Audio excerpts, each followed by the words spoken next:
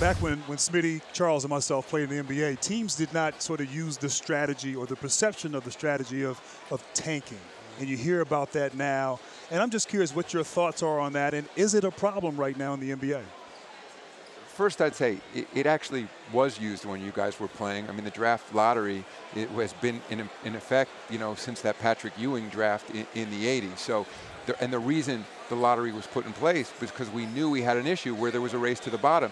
And with the most recent changes in the lottery, it's the 6th time we've changed the lottery, you know, over roughly the last 30 years. So we know it's been an issue. I think it's become more prevalent because the teams have gotten more sophisticated in their analytics and ways that I don't believe they can, but that's a separate issue. And so it's become more front and center.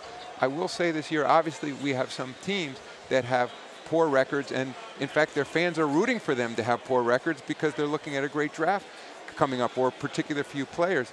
I think from a league standpoint, the other side of the coin is we have more teams competing this year for playoff spots than we've had in several years, and I acknowledge it's still a problem to the extent that teams can somehow either attempt to game the system or that there's this perception from their fans that they're better off being bad. I don't have a complete fix. We recognize when we changed the lottery this time, it wasn't a complete solution.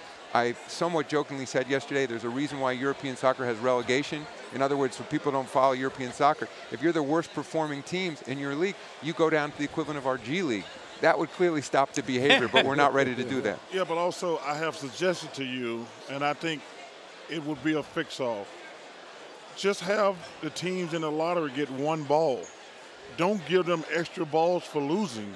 I think that would, like, no sport in the history of civilization where we reward teams for losing, only in the NBA. If every team in the lottery got one ball, it is what it is. But why are we giving teams extra ping pong balls because they're losing when they're out of the system when there's a great draft? That's my biggest problem.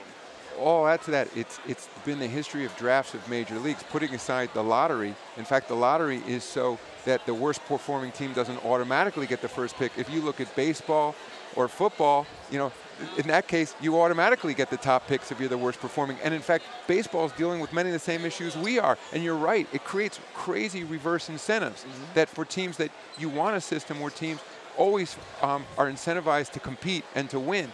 But it's been the history of drafts, and for whatever reason, when Grant and Smitty, when you were playing, teams still engaged in this behavior, which is why we had the lottery, but it wasn't nearly as prevalent as it is now.